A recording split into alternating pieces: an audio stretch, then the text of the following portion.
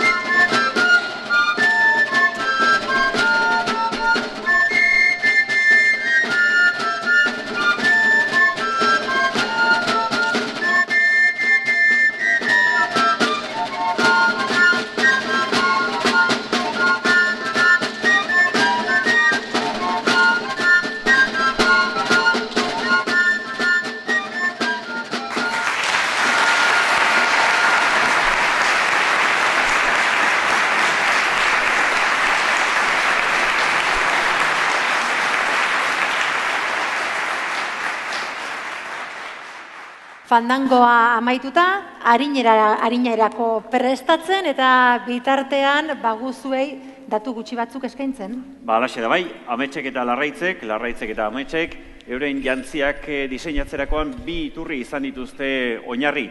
Alde batetik, oinatiko margolan bat eta bestetik garaiko jantzi originalak.